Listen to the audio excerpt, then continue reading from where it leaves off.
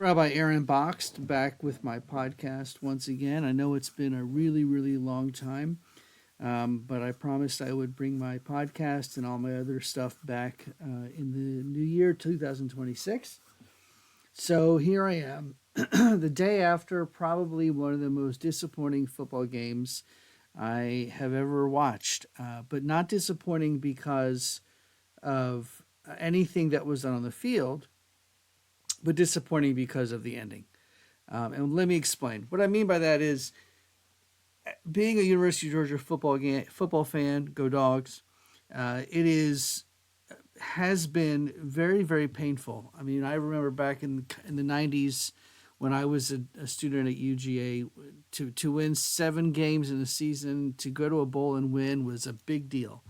But for the last 10 or so years, especially since Kirby Smart came here, and even a little bit before that when Mark Richt was here, it became much more not more fun, but we had higher expectations as a Bulldog fan. Um, we expected to have a top quarterback and top receivers, and we expected to win 8, 9, now 10 games a season.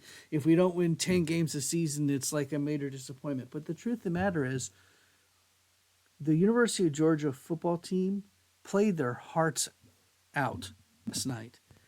Gunnar Stockton has more heart and more quarterback scramble ability to get and when I mean scramble ability, I mean the ability to make a play out of something that looks like it's going to be nothing. And I'm not going to compare him at all to Trinidad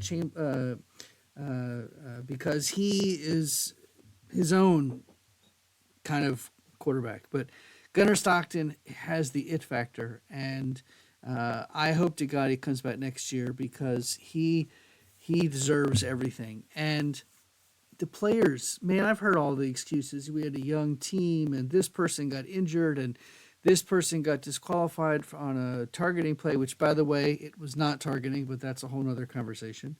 I've heard all the excuses, all of the reasons. Oh, we shouldn't have gone for it on 4th and 2, and oh my goodness, there was a miscommunication between the coaches and Gunnar Stockton, and oh, and Gunnar should have just changed the play and run up the middle when we had the ball, at first and goal and second and goal at the end of the game. You know what? All of these things are excuses. They're reasons that we want to get out there to say, hey, we should have won or whatever.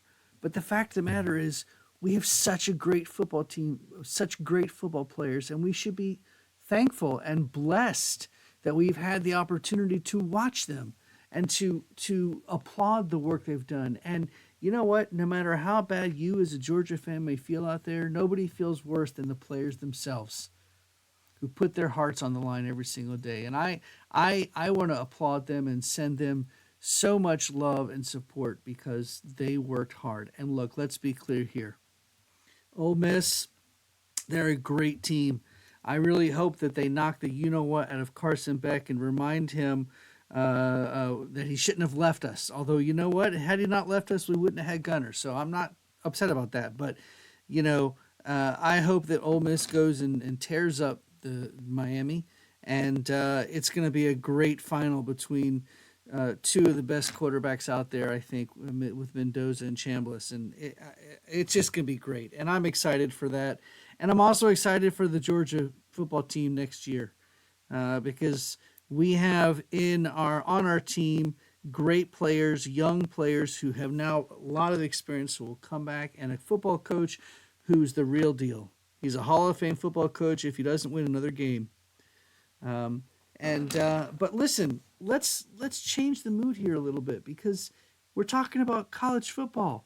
We're talking about, yes, it's something that's very important in the world, and it's very important that we celebrate our wins, and get sad over our losses. But you know what? I can tell you there are so many more important things in this world that we should be concerning ourselves with. And I'm the father of 3. I have a beautiful wife. I'm thankfully a happy and healthy family. I'm a rabbi at a wonderful congregation who treats me with the same kind of love that I give to them that I think that is deserved both ways. I have my health. I can walk outside. I can enjoy the weather. I can eat food and go to my home. These are things that are really important in life. The love and support of our families and our friends.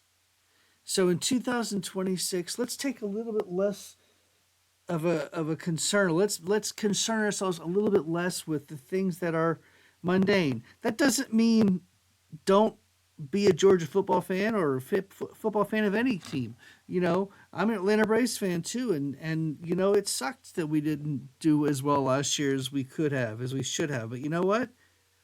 There's always room to grow for next year, and thank God I have the opportunity to watch the teams and support the teams that I have because I have the ability to do it. Because my family loves me, my family supports me, and there's so much more out there.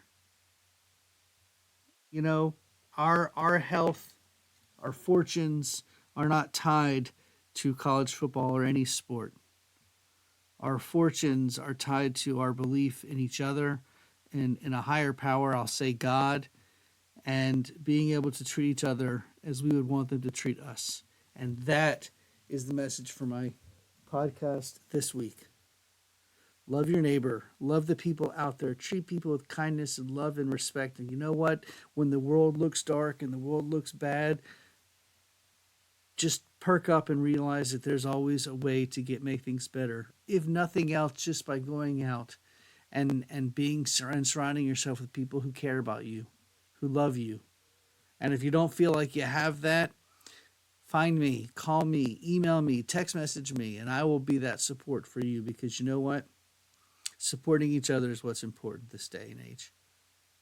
I will conclude this podcast with a go dogs as usual, but also love each other, care for each other, treat each other with kindness and respect, and there are better things to come in this world. That's a promise.